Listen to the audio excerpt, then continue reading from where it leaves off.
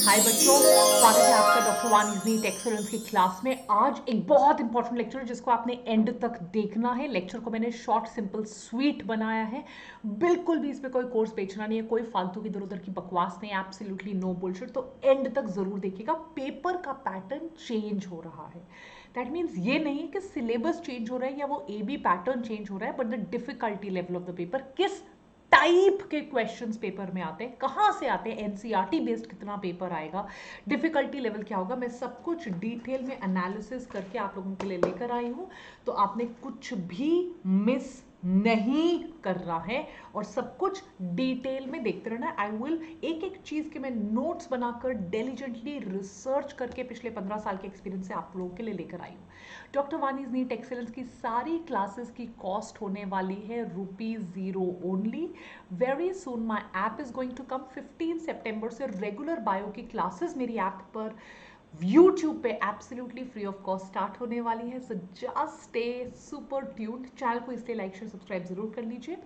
Bio की एक detail strategy का वीडियो, पार्शियल ड्रॉप का वीडियो आने वाला है, फुल ड्रॉप का वीडियो आने वाला है। और कुछ चाहिए कमेंट सेक्शन पे लिख दीजिए। My team will immediately respond within the next 24 hours to you. चलिए, सबसे पहले सबसे पहले हमें क्या करना है। The first and foremost thing is we have to understand कि 2024 में जो इतना गड़बड़ घोटाला हुआ, इतने बच्चों के 720 वगैरह स्कोर आया। So what are the statistics. देखिए, अगर आप सिर्फ स्ट्रैटेजी बना रहे हो और उस स्ट्रैटेजी के अंदर कोई रियल स्ट्रैटेजी, स्टैटिस्टिक्स, नंबर की बात नहीं कर रहा है, तो वैसे ही आप फेल होने की तैयारी कर रहे हो। I have nothing to lose. मुझे आपको कुछ बेचना नहीं है, मुझे आपसे कुछ पैसा नहीं कमाना, कुछ खरीदना नहीं है आपको मेरे वेबसाइट पे, मेरी ऐप पर, यूट्यूब चैनल पे। तो मैं आपको पूरी इनसाइड स्टोरी देती हूँ एनालिसिस करके कि यार क्या क्या हो रहा है, what are the changes which have taken place, what are the main statistics. उसके बाद में आऊंगी दैट पेपर पैटर्न जो एग्जामिनर है, वो एग्जामिनर क्या सोच रहा है, कैसे सोच रहा है, right. That is very very important. I will actually take you inside the head of paper setter कि यार जो पेपर सेट करते हैं वो कैसे पेपर सेट करते हैं, तभी तो हम नए तरीके से सोच पाएंगे। सो एग्जामिनर पेपर सेट करते हुए क्या सोच रहा है। सबसे पहले आ रही हूं मैं चेंजेस स्टैटिस्टिक्स पे कि यार चेंजेस क्या हुए हैं स्टूडेंट्स के, राइट। फिर मैं बताऊंगी यार एग्जामिनर क्या क्या चेंजेस कर रहा है, कहां से पेपर बना रहा है। That is like the main stay of this particular lecture. Just be with me till the end, because in the end I will tell you 2-3 very very important points related to strategy. जो कुछ videos आने वाले हैं, कुछ पढ़ाई से related important चीजें बताऊंगी। देखो, सबसे पहले कैंडिडेट्स का जो नंबर है वो निरंतर बढ़ता जा रहा है। ऐसा कभी कोई एग्जाम नहीं आया, कभी हमें लगता है इतना कंपटीशन बढ़ रहा है कैंडिडेट्स का नंबर कम हो जाएगा, ऐसा नहीं है। कैंडिडेट्स तो इंक्रीज होते चले जा रहे हैं, बिकॉज ऑफ विच ऑब्वियसली अब सिर्फ कैंडिडेट इंक्रीज नहीं हो रहे। इसका मतलब क्या है, लेट अस गो राइट। मैं इरेज कर रही हूँ सब कुछ और बड़े ढंग से, तरीके से आपको लिख के चीजें देती हूँ। देखो, अगर मैं सिर्फ कैंडिडेट्स की बात करूं तो एज जो है वो हटा दी है, अटेम्प्ट हटा दिए। तो कैंडिडेट जो है वो मल्टीपल अटेम्प्ट्स दे रहे हैं, मल्टीपल टाइम्स जो है वो पेपर को अटेम्प्ट कर रहे हैं। और कैंडिडेट्स बहुत स्मार्ट हो चुके हैं, वो यूट्यूब से, कोचिंग से पढ़ पढ़कर नंबर अटेम्प्ट दे रहे हैं। और कैंडिडेट्स का जो ओवरऑल नंबर है वो भी इंक्रीज हो चुका है, because of which obviously competition जो है वो हमें दिख रहा है कि यार इंक्रीज हो रहा है। नंबर 2 ये है दैट नियरली एवरीबडी, 99% स्टूडेंट्स के पास किसी ना किसी रिसोर्स की अवेलेबिलिटी है। भले ही वो ऑफलाइन रिसोर्स हो, वो ऑनलाइन हो, वो कोई टेस्ट सीरीज हो, राइट। जनरली बच्चे कोटा जाना कम हो गए हैं ऑफलाइन जगह पर, फिर भी उनके पास कोई ना कोई रिसोर्स अवेलेबिलिटी है, because of which their overall level of academics is continuously increasing. We have seen that. Like इसमें कोई दो राय नहीं है, हमने देखा है, हमने सुना है, हमने फील किया, ये हो रहा है।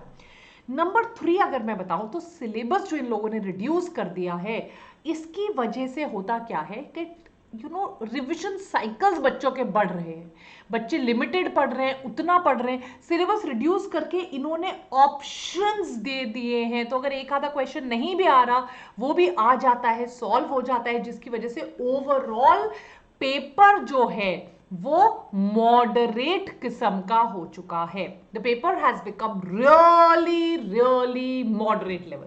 Resources are available, especially resources of test series को बहुत यूज किया जा रहा है, और मेरी ऐप पे मैं free all India test series launch करने वाली हूं बहुत जल्दी, even here, right. And notes जो बच्चे बना रहे हैं, बुक्स जो बच्चे ले रहे हैं, वो बहुत. पेपर मॉडरेट हो गया है, मॉडरेट के साथ पेपर में ऑप्शंस आ गए हैं, जिसकी वजह से स्कोरिंग करना जो है वो इजी हो गया है. So these are the basic stats. आपको ये पता होना चाहिए कि यार आप जब पेपर दे रहे हो, कैंडिडेट्स नंबर इंक्रीज होगा ही होगा, राइट. बच्चों के पास रिसोर्सेज अवेलेबल है, यूट्यूब और कोचिंग कर रहे हैं, जो कैंडिडेट सेकंड टाइम ड्रॉप कर रहे हैं, थर्ड टाइम ड्रॉप कर रहे हैं, ये नहीं कि सिर्फ देने के लिए दे रहे हैं, फुल टाइम ड्रॉप लेके कर रहे हैं.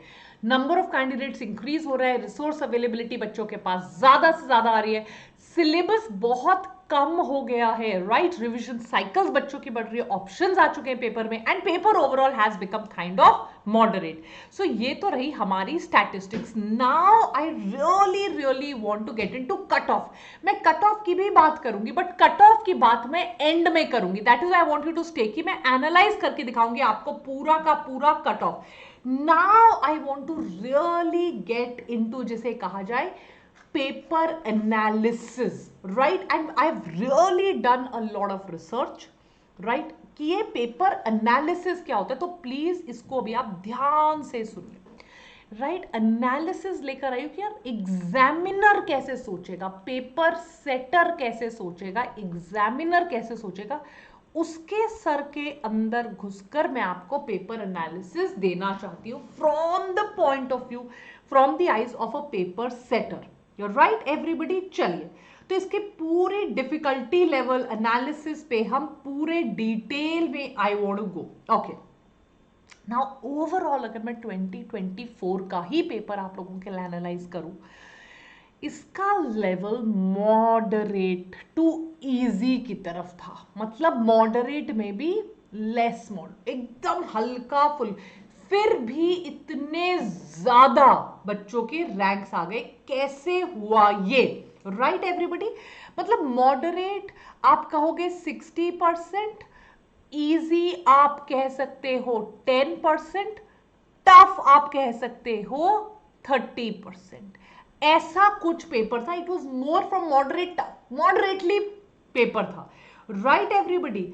तो अब इसके अंदर मुझे डिटेल करनी है पीसीबी की, यार पेपर बना कहां से, किस टाइप का पेपर था, किस टाइप के क्वेश्चंस थे, किस बुक से डायरेक्ट क्वेश्चंस थे, कितने मेमोरी बेस्ड थे, कितने कैलकुलेशन बेस्ड थे. ये देखना, ये समझना हमारे लिए बहुत इंपॉर्टेंट है. So now we are going to get into those nitty-gritties, ताकि हमारे पास एक बहुत बहुत क्लियर अंडरस्टैंडिंग हो, राइट. यार हो क्या रहा है एग्जाम में, किस टाइप से मुझे पढ़ना है. अगर आपने इसकी अंडरस्टैंडिंग ले ली, कल जो मैं आपकी स्टेप बाय स्टेप बायो करवाऊंगी, you will really be able to understand. सबसे पहले आ जाते हैं फिजिक्स पे. मैं ट्राई करूंगी तीनों चीजों को मैं यहीं पर आप लोगों के लिए एक बार बना दूं, राइट. टेढ़ा हो गया लाइन, नेवर माइंड. बायो, चलिए. फिजिक्स में प्रॉब्लम ये हुई that most of the paper was numerical based, जिसमें प्रॉब्लम नहीं है, ठीक है. बट यहां पर हमें समझने वाली बात है, क्योंकि फिजिक्स न्यूमेरिकल बेस्ड था, conceptual understanding was the biggest की. अगर किसी ने भी फिजिक्स में अच्छा स्कोर करना है, this is the biggest thing that they have to really focus on, and that is conceptual understanding. यार कॉन्सेप्ट सो मतलब आपके नेक्स्ट लेवल होने चाहिए if you really want to score well in physics. अब बताती हूँ आपको टॉपिक्स कौन से इंपॉर्टेंट थे. एक टॉपिक है आपका मैकेनिक्स, इसमें से आपके बहुत ज्यादा क्वेश्चंस आए. सेकंड टॉपिक था आपका इलेक्ट्रोमैग्नेटिज्म, इससे भी आपके बहुत ज्यादा क्वेश्चंस आए. फिर ऑप्टिक्स, राइट, एंड आपका एक और था मॉडर्न फिजिक्स. ये चार टॉपिक्स अगर कोई ड्रॉप कर रहा है, कोई रिपीट कर रहा है, कैसे भी पढ़ रहा है, I think these are the most crucial topics. इसमें तो आपको बहुत बहुत अच्छा डेप्थ से एनालिसिस करके पढ़ने की जरूरत है, कॉन्सेप्ट्स करने की जरूरत है, एनसीईआरटी बेस्ड क्वेश्चंस करने की जरूरत है ना। फिजिक्स में for NEET aspirant something which is very strange which has happened this year, जो पहले कभी नहीं हुआ, is that there were direct MCQs from your NCERT lines. There were also questions which were match the following. Right now, these are special type of questions. That means अगर आपकी coaching में, अगर आप जो खुद सॉल्व कर रहे हो नहीं है, तो जब आप एनसीईआरटी पढ़ते हो आपको डायरेक्ट एमसीक्यूज, आप अंडरलाइन कर लो, स्टार बना लो कि यार ये लाइंस उठ के डायरेक्ट एमसीक्यूज में आ सकती है, मैच द फॉलोइंग आ सकते हैं। And they're also statement based questions. ये जहां तक मुझे लग रहा है इस साल और ज्यादा होने की जरूरत है। नीचे आपको फेसबुक का साइन दिख रहा है, इंस्टाग्राम कोरा का साइन दिख रहा है, वो इसलिए बिकॉज इन सब प्लेटफॉर्म्स पर आई एम अवेलेबल, व्हाट्सएप पर भी वी आर अवेलेबल। इनके लिंक्स मैं चैट सेक्शन पे आप लोगों के लिए डाल दूंगी, right? But this is like the most important thing, statement based questions, direct MCQs from NCERT lines and match the following. So in your studies it is very very important कि आप इन पर focus जरूर करो। numerical based questions were directly 30% of the MCQs were direct numerical based questions which were concepts of your NCERT. that means 30% questions जो numericals है वो directly NCERT के as such उठकर आए हुए हैं। you don't have to think about anything, you don't have to worry, you just have to same cut copy paste, MCQs will come from NCERT. so please just focus on your NCERT, on your numericals from NCERT. direct questions will come, match the following will come. this is very important because इस पे लगेगा time. सो अगर आपकी practice नहीं है और अगर exam में ही आपका ज्यादा टाइम लग जाएगा, देन यू विल थिंक कि भैया गड़बड़ हो गई। राइट, स्टेटमेंट बेस्ड क्वेश्चंस कई बार बहुत ज्यादा कंफ्यूजिंग होते हैं, so you need to spend more time right now trying to do those questions. That is the most important thing. Now coming to the analysis on chemistry. Please इस page का snapshot ले लीजिएगा so that you don't miss out on anything. You're not making any mistakes at all. Let us come to chemistry. Chemistry एक बहुत ही balanced paper था। That means अगर कोई ये सोच रहा है कि मैं फिजिकल केमिस्ट्री ना करके जाऊं, छोड़कर चले जाऊं, उसमें तो आपका 110% बंटाधार होगा, because organic, physical, inorganic, it was a very very balanced paper. तीनों की तीनों चीजें डिटेल में आई थी। So you can not do कि यार ये आधा छोड़ दिया, आधा नहीं छोड़ा, इम्पॉसिबल। आपको तीनों चीजें एग्जाम में करके जानी है। Now the thing was that straightforward factual questions थे NCERT में। इसका मतलब क्या है? इसका ये मतलब है that you really have to read NCERT at least 10 to 15 times. That is the meaning of this कि यार स्ट्रेट फॉरवर्ड क्वेश्चंस है, फैक्चुअल क्वेश्चंस है, आपको अपनी एनसीईआरटी पढ़नी पड़ेगी। अगर आपने एनसीईआरटी नहीं पढ़ी तो आपके जितने ये स्ट्रेट फॉरवर्ड फैक्चुअल क्वेश्चंस है ये सारे के सारे नहीं सॉल्व होंगे। स्कोरिंग है केमिस्ट्री, अगर आपका फिजिक्स वीक है तो बहुत इजीली आप यहां पर स्कोर कर सकते हो, फिजिक्स से ज्यादा स्कोर करके ओवरऑल स्कोर 700 के पास लेकर आ सकते हो। बट वो तो तभी होगा ना अगर आपने बैलेंस तरीके से सारी चीजें पढ़ी हैं, और वो तभी होगा अगर आप एनसीईआरटी पढ़ रहे हो, बिकॉज एक्चुअल एनसीईआरटी की लाइन से क्वेश्चंस उठाए हुए थे। यहां पर एक और चीज है कि एप्लीकेशन बेस्ड क्वेश्चंस बहुत ज्यादा थे।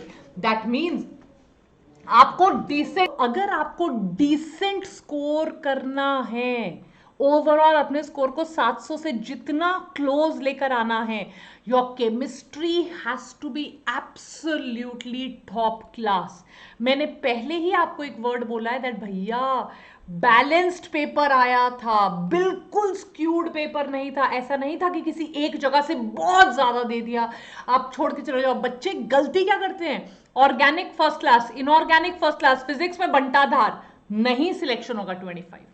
स्पेशली सुन लो ड्रॉपर्स, नहीं सिलेक्शन होगा 25 में, बिकॉज जब तक आप उसकी निटी ग्रिटीज में जाकर, डिटेल में जाकर केमिस्ट्री को एकदम मतलब बेयर नहीं कर देते, हड्डियां निकाल नहीं देते, बेयर बोल, नहीं सिलेक्शन होगा आपका। राइट, अब इसमें भी एक बात ये कि जो हाईएस्ट वेटेज थी ना वो ऑर्गेनिक केमिस्ट्री को दी गई है, which I feel is one of the greatest news. बहुत बढ़िया खबर है कि हाईएस्ट वेटेज जो है वो आपकी ऑर्गेनिक केमिस्ट्री को दी गई है। सो नीट वालों, ये तो हमारा स्ट्रॉन्ग टॉपिक होता है ना, ऑर्गेनिक तो यार हमारी वैसे ही स्ट्रेंथ होती है, तो ऑर्गेनिक को हमें अपनी स्ट्रेंथ बनाकर चलना है। ऑर्गेनिक को अभी से, एंड ऑर्गेनिक पे मैं स्पेशल में अभी लिख भी लेती हूँ, I am taking out my pen, उस पेपर पे लिख रही हूँ यार, ये ऑर्गेनिक को धांसू बनाने के लिए एक शॉर्ट्स मैं आपके लिए बना दूंगी। प्लीज चैनल को सब्सक्राइब कर लीजिए और वो शॉर्ट्स जरूर देख लीजिएगा। कल भी मैं एक स्पेशल शॉर्ट्स बनाऊंगी जब मैं एनसीईआरटी की वेटेज के ऊपर शॉर्ट्स बनाऊंगी। सिर्फ एनसीईआरटी से क्वेश्चन आते हैं, किस टाइप के आते हैं, I will tell you, right. तो अगर मैं एनसीईआरटी की बात करूं तो एनसीईआरटी और केमिस्ट्री से किस टाइप के क्वेश्चन आए, मैं सारा कुछ इरेज कर रही हूँ स्लाइड पे, so that we are able to focus on that one thing, right. तो अगर मैं सिर्फ केमिस्ट्री की बात करूं और केमिस्ट्री के वेटेज इंडिविजुअल चीजों की बात करूं, तो यार ये जो 50 क्वेश्चंस थे इनमें से 9 न्यूमेरिकल बेस थे। दैट मीन्स अगर हमने 7 और 8 का भी टारगेट रखा, इट इज गुड, बहुत ज्यादा वेटेज नहीं है। अब पर ये देखो, ये पैटर्न चेंज की बात कर रही हूं मैं बार बार कि यार जो मैं बोल रही हूं pattern, 7 of them were match the following. अब पैटर्न और मैच द फॉलोइंग में क्या डिफरेंस है भाई? डिफरेंस ये है दैट इसको करने में टाइम लगता है, जिसकी वजह से कई बच्चों का पेपर छूट जाएगा, और जिनकी स्पीड और एक्यूरेसी अच्छी है वही बच्चे कर पाएंगे। सो वेरी इंपॉर्टेंट कि यार अभी से हम इस पे ध्यान दें ताकि हम अपनी स्पीड और एक्यूरेसी को मिलाकर चले, राइट। सो 7 ऑफ देम वो मैच द फॉलोइंग, और 5 क्वेश्चंस ऐसे थे जो स्टेटमेंट बेस्ड थे। तो इन स्टेटमेंट बेस्ड क्वेश्चन में भी गड़बड़ होती है, बिकॉज अगेन टाइम लगता है, पेपर लेंदी हो जाता है। पेपर इजी था, मॉडरेट पेपर, पर मॉडरेट पेपर को जब आप लेंदी बना दोगे तो ओवरऑल एवरेज स्टूडेंट के लिए वो डिफिकल्ट पेपर जो है वो हो जाएगा। Is that clear, everyone? So time is very, very important. I'm going to write this. I'm also going to do the time management tips with you therefore. So time and length of the paper are very critical resources कि भैया मतलब सब कुछ उसी पे depend करता है। अब आते हैं थोड़ा सा बायो पे, and I also told you मैं डिटेल में कट ऑफ की बात भी आप लोगों के साथ आज की क्लास में करने वाली हूं।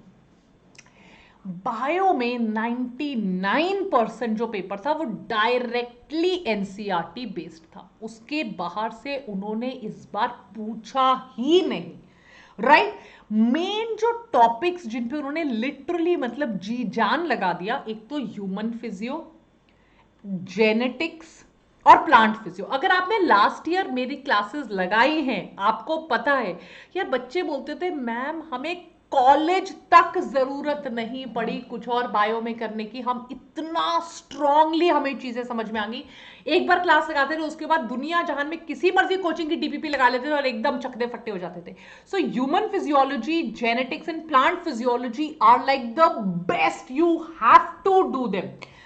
Figure based, photo figure based जो क्वेश्चंस आए थे वो इस बार 6 क्वेश्चंस आए थे। That is like super duper important कि यार फोटो बेस्ड क्वेश्चंस कौन से आए थे, फिगर बेस्ड क्वेश्चंस कितने आए थे, वो इस बार 6 क्वेश्चंस थे। Is that clear everybody? And direction based questions कि यार right to left, ascending order, descending order, direction based questions जो थे वो इस बार 3, वो कभी भी नहीं आते हैं। नाउ द बिगेस्ट, मतलब बायो में तो यार इन लोगों ने एकदम बॉम्ब भी फोड़ दिए जिसे कहा जाए, right. Is the match the following, 30 nearly match the following statement bio में, it was that was like killer जिसे कहा जाए, absolutely killer, right. Match the following दिए 30, स्टेटमेंट बेस्ड क्वेश्चंस दिए 17। आप टाइम सोच रहे हो, टाइम कितना ज्यादा हो जाएगा, फिर एंड में जब टाइम नहीं बचेगा बच्चे स्पीड करते हैं जिसकी वजह से नेगेटिव मार्क्स भी आ जाते हैं। सो स्टेटमेंट बेस्ड क्वेश्चन से 17, मैच द फॉलोइंग थे 30। This is the changing pattern जिसकी मैं बार बार बात कर रही हूं, and you have to know यार, इतने डिटेल में एनालिसिस किया है। Statement based 17 questions, match the following, this is what they have changed. पहले एक होता था या 2 होते थे, अब 30 मैच द फॉलोइंग कर रहे हैं।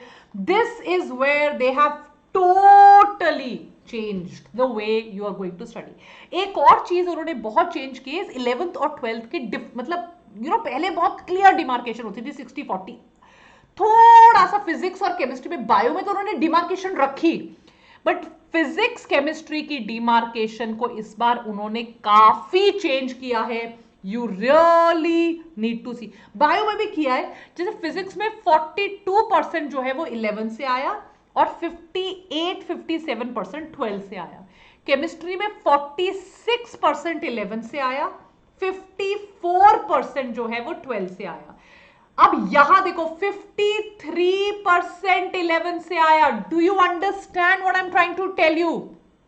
एंड 47, इसीलिए जब मेरी क्लासेस शुरू हो रही है 15 से, I am going to start from class 11 cell. This is the most important thing which I am going to tell you कि यार ये सबसे जरूरी है ऐसे। और जब मेरी क्लासेस शुरू होने वाली है, what I am going to do is I have also made notes for that कि यार बायो में जब मेरी क्लासेस शुरू होंगी, हम एक तरफ ओपन करेंगे एनसीईआरटी, उसके ऑपोजिट साइड में ही मैं क्वेश्चंस बना दूंगी। उसके साथ जो नेक्स्ट पेज होगा उस पे हम डायग्राम डाल देंगे और डायग्राम के साथ वाले पेज पर ही हम उसके क्वेश्चंस बना देंगे। So that is how line by line, ऐसे नहीं कि सिर्फ लाइन नहीं करते चले, साथ के साथ मैं आपका ये सारी चीजें जो है वो करवा दूंगी। Is that clear everybody? This is like the most important thing. ये जो लास्ट लाइन आप कर रहे हो ना, इससे फर्क पड़ेगा बेटा। ये देखो, ये इन्होंने बायो में तो यार ये पूरा रिवर्स कर दिया, इनको कोई फर्क नहीं पड़ता because now they are free. Paper तो किताब से आया है तो कोई फर्क नहीं पड़ता वो 11 से आए या 12 से आए। This is very very important. अब हम थोड़ी सी बात करेंगे कट ऑफ की, राइट? कि यार कट ऑफ आप देखोगे आप हैरान रह जाओगे that how cut offs have changed, right? अब कट ऑफ 1-2 तक हो गया है इस साल का काउंसलिंग, तो I will really help tell you. 2024 की कट ऑफ मैं यहां लिखती हूं और 2023 की कट ऑफ, ये पहले 23 लिख लेते हैं, I think that's a better idea. तो पहले लिखते हैं 2023 कंपेयर करके इंक्रीज दिखाती हूं मैं आपको यार, और यहां लिखते हैं 2024। सो 23 में 628-29 मार्क्स पकड़ लो, या चलो 620 से कम वाले मार्क्स पकड़ते हो तो 617 मार्क्स पकड़िए आप। 617 मार्क्स पर आपकी थी लगभग 20,000 रैंक, लगभग, राइट? अब आप ये देखो, इस बार 20,000 रैंक लाने के लिए आपको चाहिए था 659 स्कोर पे थी आपकी 20,000 रैंक। तो आप स्कोर में डिफरेंस देख रहे हो, 617 और 659। आप स्कोर का difference are you able to, मैं अभी आपको इसकी कैलकुलेशन भी करके लाई हूं, so that also I will tell you कि यार कितना ज्यादा हमारा स्कोर में इंक्रीज हो रहा है। 42 मार्क्स का रफ इंक्रीज है एक साल में। 42 marks. Are you all able to understand what I am trying to tell you? यार कितना ज्यादा हमारा डिफरेंस है मार्क्स में इन जस्ट 1 ईयर। अब मैं आगे बढ़ती हूं, आगे के आपको सारी चीजें दिखाती हूं, राइट? चलिए आगे बढ़ते हैं। Now let us come to, this was general, right? General की कट ऑफ में लगभग 42 मार्क्स का फर्क पड़ चुका है इन जस्ट 1 ईयर। अगर मैं बात करूं जनरल की, एक साल के अंदर 42 मार्क्स का डिफरेंस पड़ चुका है in general. Is that clear? 42 marks का डिफरेंस। आप सोचो प्लीज, इसको just understand this, just focus on this. 42 marks difference in 1 year in general category, right? आगे बढ़ते हैं, सारी कैटेगरीज में आपको एक एक करके बताती हूं। अगर मैं बात करूं उसके बाद, चलो ओबीसी की बात करते हैं, राइट? ओबीसी एससी एसटी की बात करते हैं। तो ओबीसी में लगभग 617 पे 20,000 ये क्लोज होता है, राइट? तो इस पे मान लीजिए आप यहां पर 20,100 होगा, 20,000 टू 20.5 होगा, ये आपका 19.5 टू 20 होगा, 20 क्लोज होगा, 20.5 पकड़ लीजिए इसको, राइट? तो यहां पर इस साल 658 659 लगभग सेम होता है, इसलिए मैं सबसे पहले ओबीसी पे आई। यहां भी हमें लगभग 42 मार्क्स की जंप मिली है OBC students, please understand this. Right अब आते हैं एससी पे, क्योंकि एससी का फिर भी थोड़ा सा हमें चेंज नजर आता है, उनके थोड़ी एक्स्ट्रा मार्क्स की ग्रेस उनके पास होती है। तो अगर मैं 23 की बात करूं तो अराउंड 510 11 के स्कोर पर इनकी रैंक होती थी 1 लाख तक, 510, 511, 515, राइट, 512 भी पकड़ लो। 578 की रैंक पर 1 लाख है। आप स्कोर का डिफरेंस समझिए, जस्ट अंडरस्टैंड द डिफरेंस। वो मतलब अगर 578 था, मैं 511 भी पकड़ लेती हूं, तो एससी को उससे भी बड़ा झटका लगा है, बिकॉज इनका स्कोर 67 मार्क्स से हिला है। 67 मार्क्स का jump in 1 year.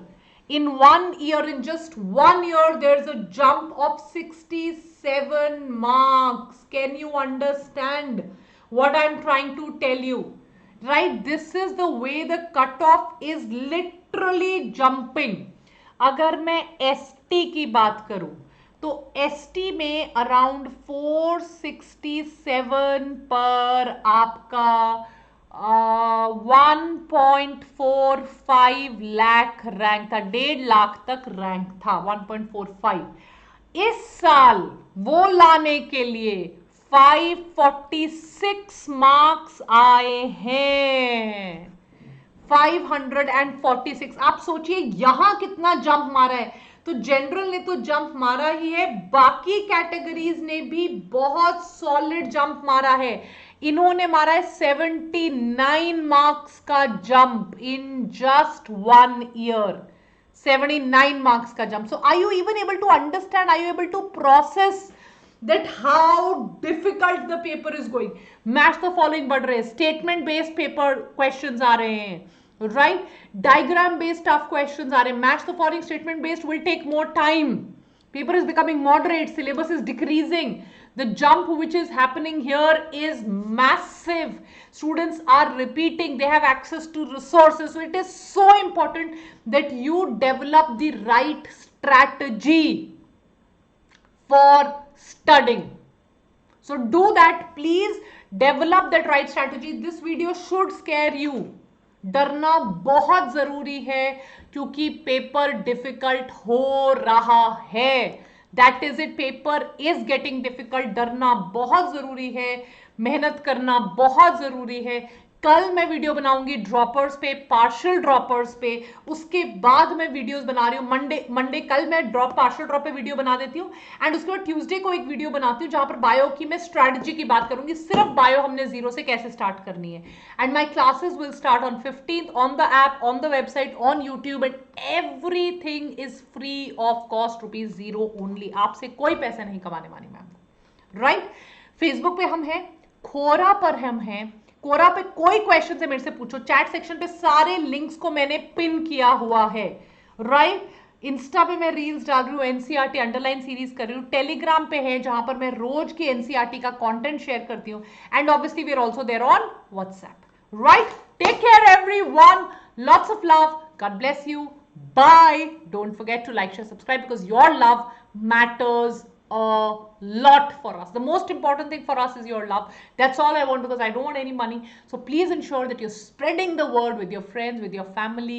Lots of love because that's the only thing that, comment chhod dijiye, heart bana dijiye. Lots of love. Take care. Bye.